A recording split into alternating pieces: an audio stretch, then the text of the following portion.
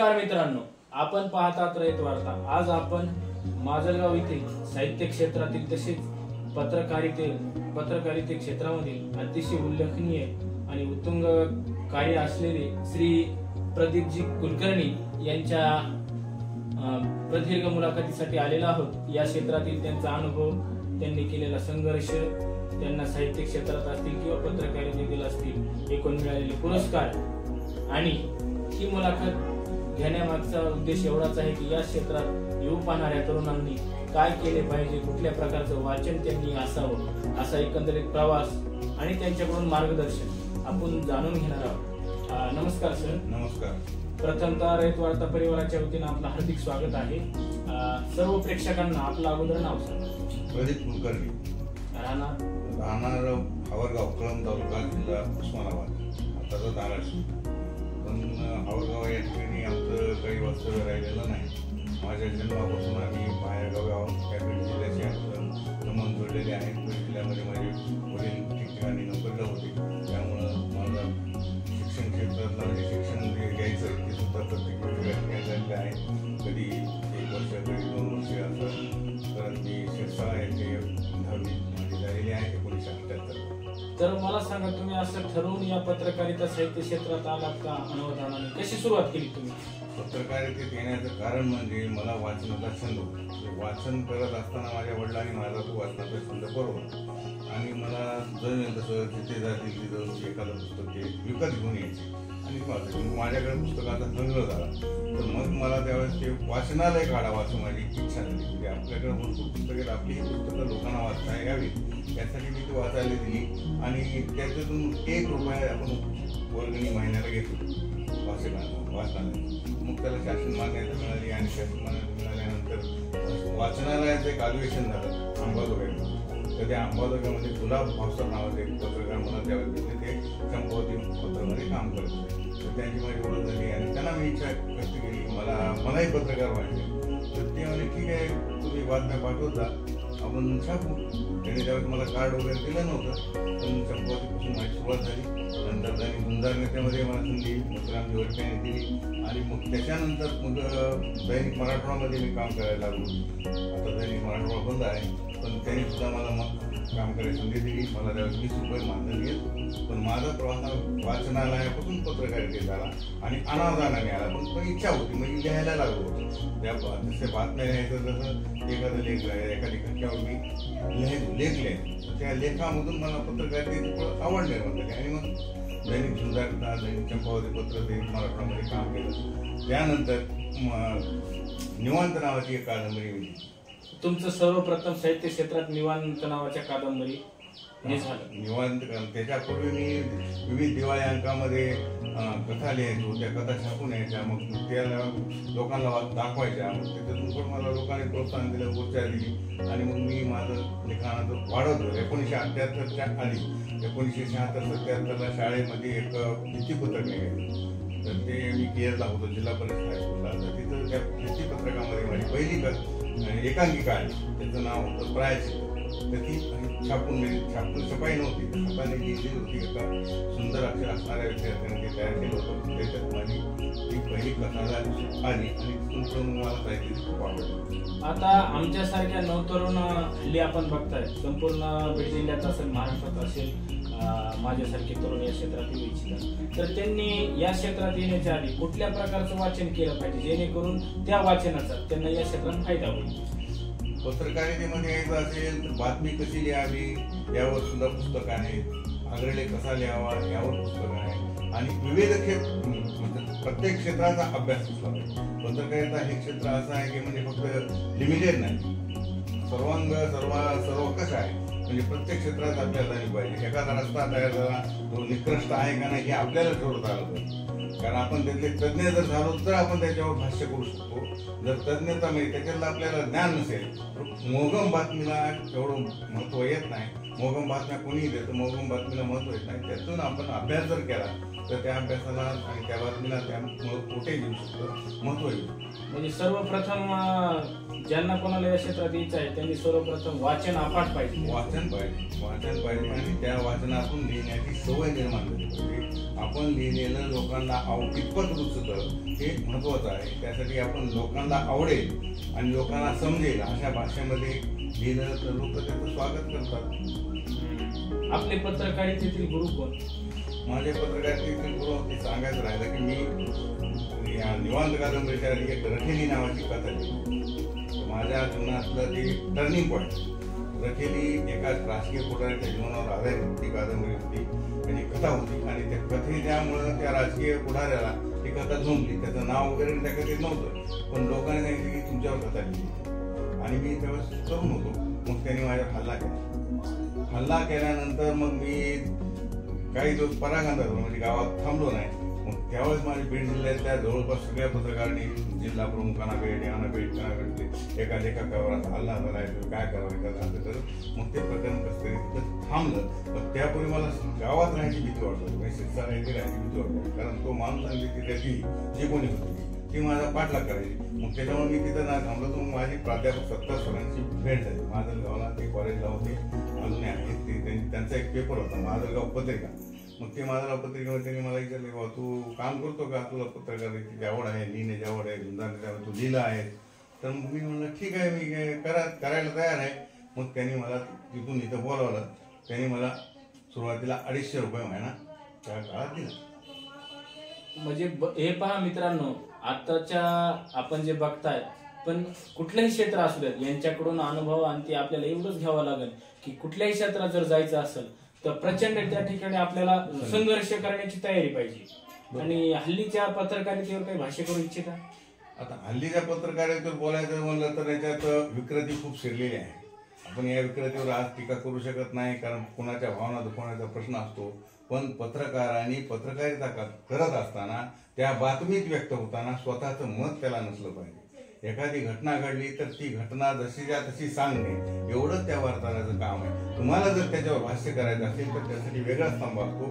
त्या वेगळ्या स्तंभामध्ये तुम्ही त्या घटनेवर लिहू शकता. हे आता प्रत्येक मीडिया बघा, तुम्ही त्या एखादं उद्गार केले ते चांगले उद्गार किंवा वायफळ बडबड असं जे व्यक्त होतं ते वायफळ बडबड म्हणायचा खरंच अधिकार नाही. आचारसंहितेमध्ये पत्रकारांच्या तसा शब्द येऊ शकत नाही. पण इलेक्ट्रॉनिक मीडिया असो की प्रिंट मीडिया असो, हे स्वतःचं मत आता त्या बातमीत लावायला. म्हणजे अग्रलेख हा जो त्या मतासाठी असतो तो बाजूला पडला आणि आता ते स्वतःचं मत त्या बातमीतच लिहायला लागले की हे असं व्हायला पाहिजे होतं, हे असं व्हायला. म्हणजे एक मार्गदर्शनपर भूमिका या ठिकाणी प्रत्येक क्षेत्रात पत्रकार घेऊ पाहताय. हो, असं आपल्याला वाटतं.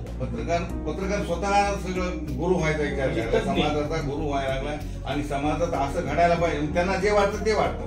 म्हणजे एखादी बातमी घडली तर ती बातमी का घडली हे त्याला सांगायचं नाही. त्या बातमीत फक्त ही घटना घडली एवढंच पाहिजे. पण बातमीत आता प्रत्येक बातमीत काय होतं की हे असं घडायला पाहिजे होतं, एखादा महाराज बोलला, एखादा पुढारी बोलला, तर त्या बातमीत चुकीचं काय बोलला हे त्याच्यावर भाष्य करतात. चुकीचं बोललं तर त्याच्यासाठी वेगळा स्तंभ आहे किंवा जनतेच्या प्रतिक्रिया आहेत, खाली जनतेच्या प्रतिक्रिया टाकू शकतो. पण आजकाल तसं होताना दिसत नाही. डायरेक्ट ते एखाद्या नेत्यावर एखाद्या याच्यावर ते चुकीचं बोलले, चुकीचं बोलणार, ह्यांना माहित नसतं त्यांनी काय बोलले त्यांचं मत आहे ना ते.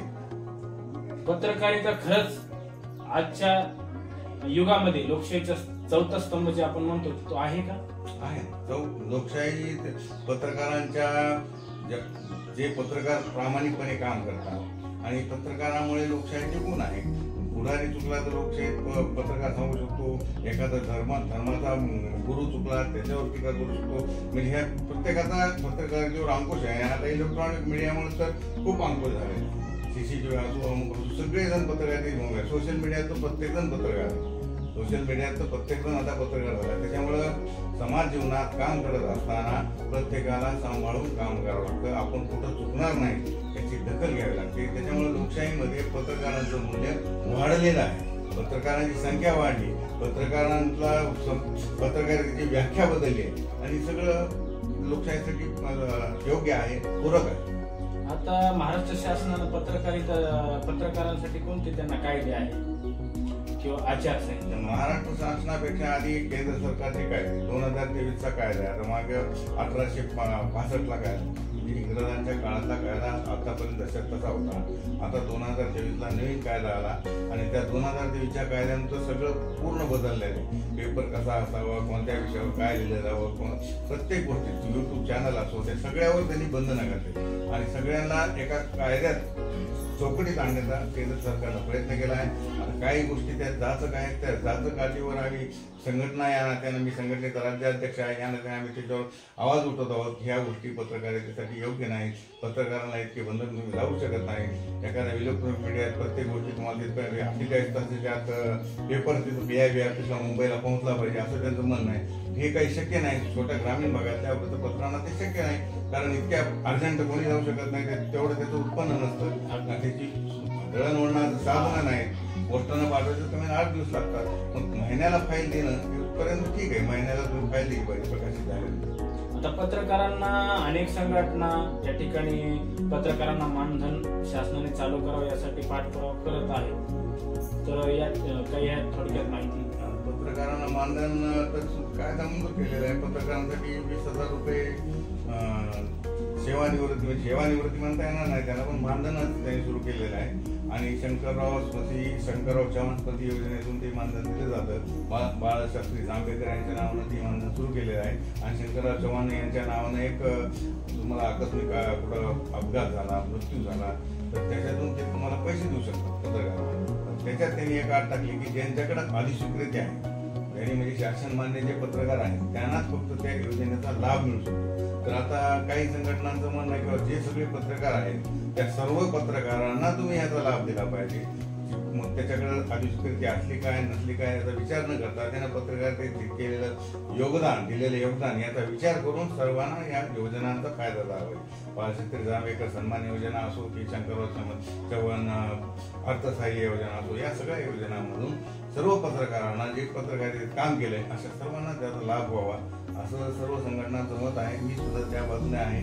पण सध्या अधिस्वीकृतीधारक जे पत्रकार आहेत असे मोजके पत्रकार राज्यामध्ये त्यांनाच फक्त या योजनांचा लाभ मिळतो. पण त्यातही अजून जे बाळशास्त्री जांभेकर सन्मान योजना सुरू केली शासनाने, जेवढे म्हणजे त्याचं निकष आहे की 60 वर्ष कमीत कमी जर झाले असतील एखाद्या पत्रकाराला, म्हणजे पत्रकारितेत आणि त्याचं 40 वर्ष सेवा झाली असेल तर त्याला त्याचा लाभ मिळावा बाळशास्त्री जांभेकर योजनेचा. त्यासाठी 20,000 रुपये पर मंथ म्हणजे प्रतिमाह मानधन देण्याची योजना त्यांनी सुरू केलेली आहे. पण यामध्ये 180 पत्रकारांचे अद्याप वेटिंग लिस्ट आहे, ज्यांचे वय 80 वर्षाच्या जवळपास झाले. असे बरेच पत्रकार अजून त्याच्या प्रतीक्षेत लाभ मिळाले. शासनाने अजून लाभ दिला नाही. 10,000 पेन्शन होती ती 20,000 केली, पण त्याचा अजून अद्यापर्यंत झाली का नाही. अजून काही लोकांना मिळतो ना, काही लोकांना लाभ आहे, पण 180 लोकांची प्रतीक्षा यादी आहे. अजून 180 लोक त्याच्यात पुन्हा भर पडते. 60 वर्ष वाढायला लागले, लोकांची वय वाढायले, त्याचा अनुभव म्हणजे घेणारे लोक वाढायले. पण अजून पहिलेच 180 लोकांना दिले नाही, काही लोकांना दिलं आहे. आता पत्रकारिता करीत असताना पत्रकारांना काही नियम बंधन आहेत का? नियम तर असतात ना, लोकशाहीमध्ये प्रत्येक कायदा म्हणजे नियम असणारच ना. तुम्ही काय, तुम्हाला आता बातमी लिहिली, ती बातमी तुम्ही योग्य आहे किंवा नाही त्याचे तुमच्याकडे पुरावे असलेच पाहिजे. जर चुकीची बातमी दिली, एखाद्याने त्याला न्यायालयात धाव घेतली तर तुम्हाला तिथं सिद्ध करता आलं पाहिजे किंवा त्या व्यक्तीने सिद्ध केलं पाहिजे की बातमी कशी चुकीची आहे. त्यामुळे ते काय नियम तर कायदा आहेत, प्रत्येकाला कायद्याशिवाय लोकशाही कायदे आहेत. आता एकूण किती वर्ष झालं आपण या क्षेत्रात काम करता? मी आता माझ्या वृत्तपत्राला 38 वर्ष आहे आणि त्याच्यापूर्वी मी झुंजारच्या प्रवासीमध्ये वगैरे काम करत होतो. 3 वर्ष होतो इथं, पत्रिकेमध्ये 2 वर्ष होतो. म्हणजे 40 जवळ झालं. म्हणजे एकदम तारुण्यात मी या पत्रकारितेला सुरुवात केलेली आहे आणि लोकांच्या पाठिंब्यावर माझं लोकपरिषद हा खूप लोकप्रिय झाला. लोकांनी मला खूप साथ दिली, लोकांचा वाचकांचा मी खूप आभारी आहे. आणि हे पत्रकारिता करत असताना मी जवळपास 110 कादंबऱ्या लिहिल्या आणि 200-300 कथा माझ्या प्रकाशित झालेल्या आहेत. आणि कविताचा मला छंद होता, पण कवितामध्ये मी काही प्रगती करू शकलो नाही. माझ्या कविता मी पुढं प्रकाशित केल्या नाहीत, पण कथा आणि कादंबरी या क्षेत्राकडे मात्र मी पूर्ण झुकून काम केलं. प्रतिलिपीवर माझ्या कथा त्या प्रकाशित आहेत आणि प्रतिलिपीचं दर आम्हाला मानधन सुद्धा मिळतं. वाचक त्याला रेटिंग देतात, वाचक त्याला स्टिकर देतात, त्याच्यातून आपल्याला पैसा मिळतो, अर्थप्राप्ती होतो. आणि आता आता नुकताच पुणे येथे एका मोठ्या समारंभात मला साहित्यरत्न हा पुरस्कार मिळाला.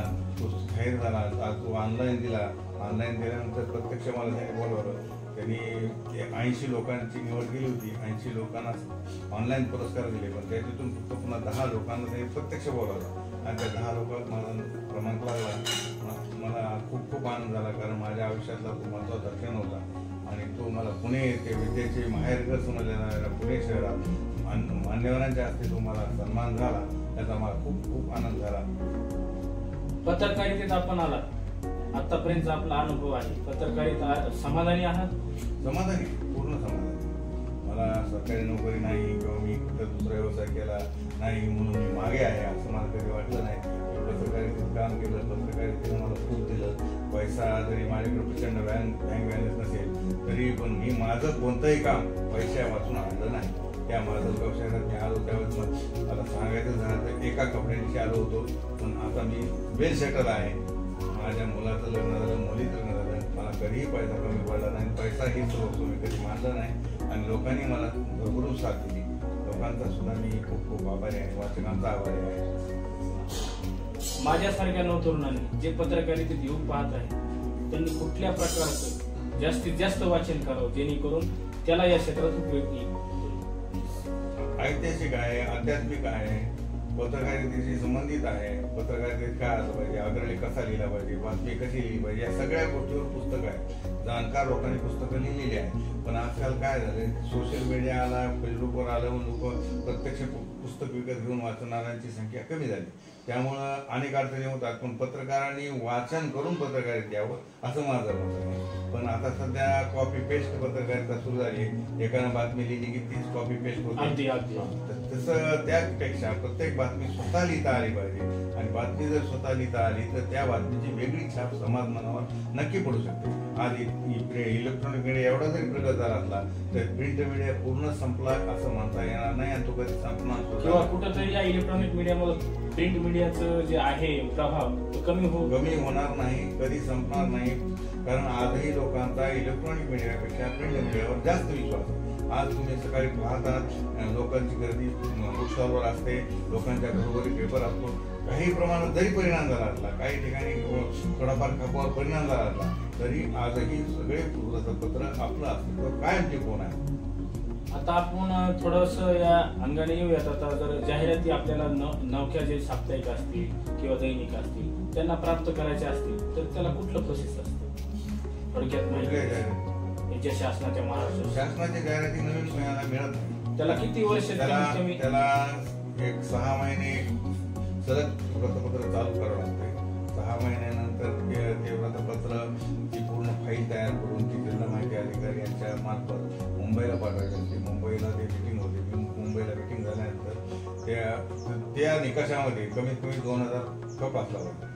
एका साप्ताहिक वृत्तपत्राचा कमीत कमी 2000 खप असला पाहिजे आणि 2000 खप असून तो त्या जीएसटीचा कागद पाहिजे. जीएसटी भरून एक प्रकारचं ऑडिट पूर्ण ऑडिटचं लेखापरीक्षण करून घेतलं पाहिजे.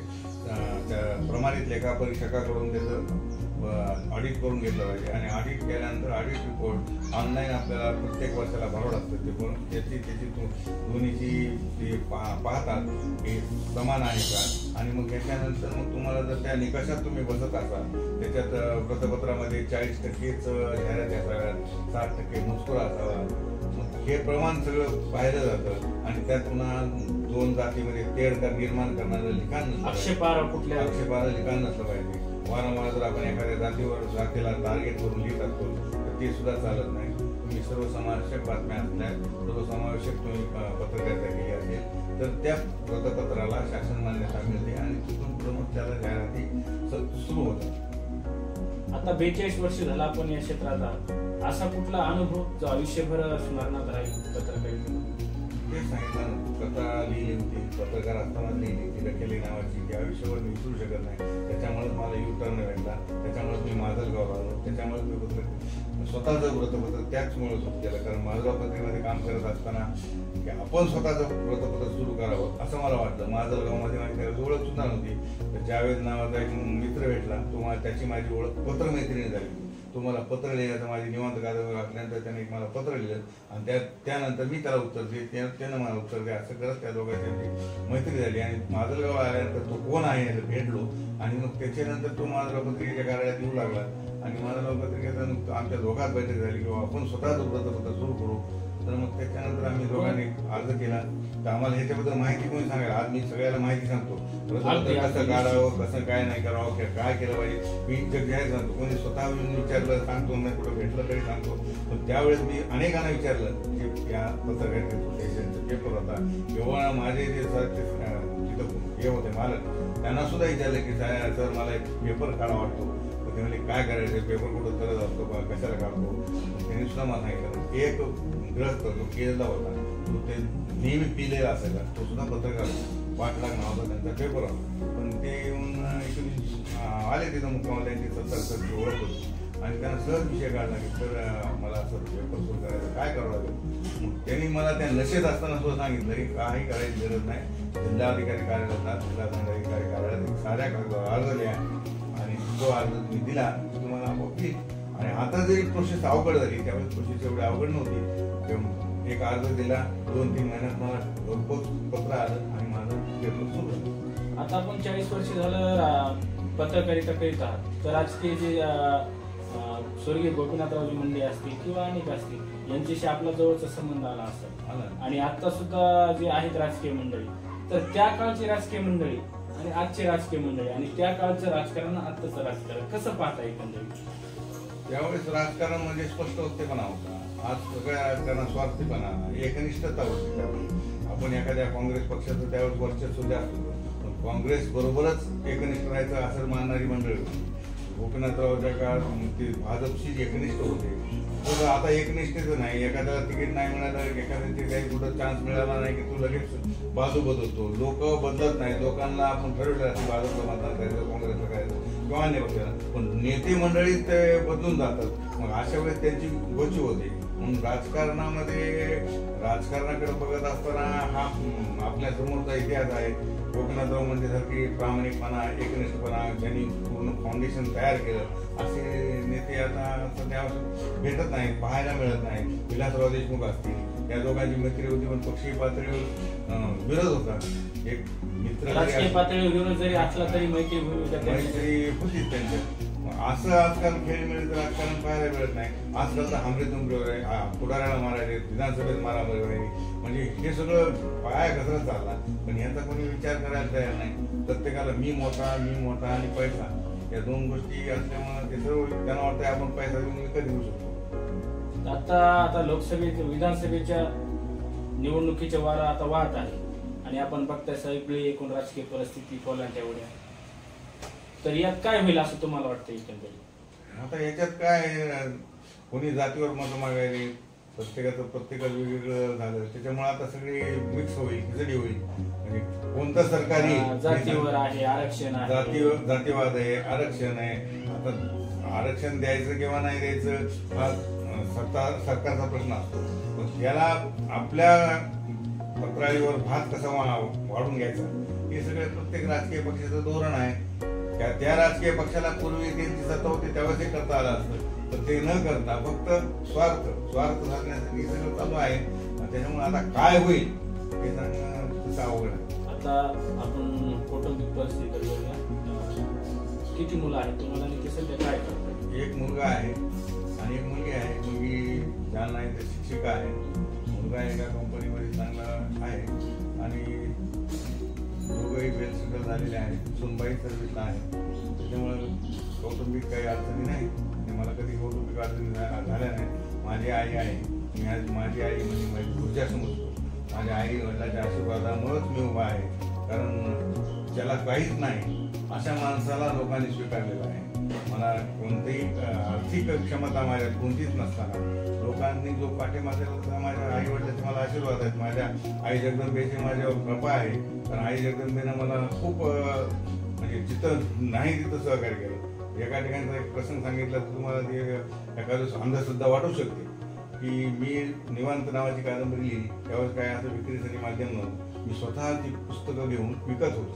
एक अहमदपूरला गेलो तर अहमदपूरमध्ये गेलो तर 2-3 शाळेत गेलो तर एकाही शाळेत मला मुख्याध्यापक भेटले नाही आणि मुख्याध्यापकाला पॉवर असायचे 15 रुपये किंमत होती आणि मला असं होतं की एखादं पुस्तक घेतलं 2 रुपयाचं जेवण करायचं आणि बाकीचे पैसे आपण घरी न्यायचे असं माझा प्लॅन होता.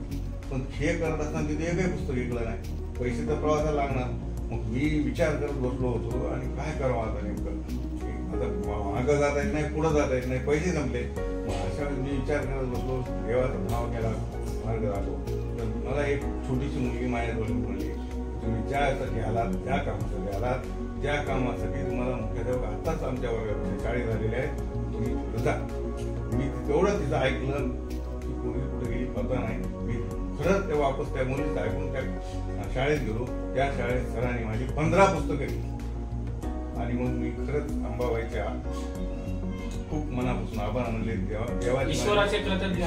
ईश्वराच्या कृपेनंच मी माझ्या जीवनात यशस्वी झालो याचा मला पूर्ण विश्वास. तर मंडळी, अशा प्रकारे या ठिकाणी अतिशय मोजक्या शब्दात नव्याने येऊ पाहणाऱ्या पत्रकारांनी काय केलं पाहिजे, कुठली आचारसंहिता असते, कुठले नियम असतात, पत्रकारिता करीत असताना आपण या ठिकाणी जाणून घेतलं पाहिजे की प्रचंड वाचनाच्या आधारावर तुम्ही या ठिकाणी अनेक त्यांनी पुस्तकं लिहिली आहेत, कादंबऱ्या लिहिल्या आहेत, अनेक त्यांना पुरस्कार प्राप्त झाले आहेत. तर अतिशय वैभव संपन्न, अतिशय सात्विक, अतिशय धार्मिक आणि कुठल्याही अडीअडचणीतल्या पत्रकारांना किंवा माझ्यासारख्या येऊ पाहणाऱ्या तरुणांना मार्गदर्शन करणारा या ठिकाणी माजलगावचे एक अवलिया साप्ताहिक संपादक प्रदीपजी कुलकर्णी यांनी आपल्या या चॅनलला मुलाखत दिली. कुलकर्णीजी, आपण या ठिकाणी चॅनलला मुलाखत दिली, आम्हाला वेळ दिला त्याबद्दल रयत वार्ता परिवाराच्या वतीने आपला आभार आहे. धन्यवाद.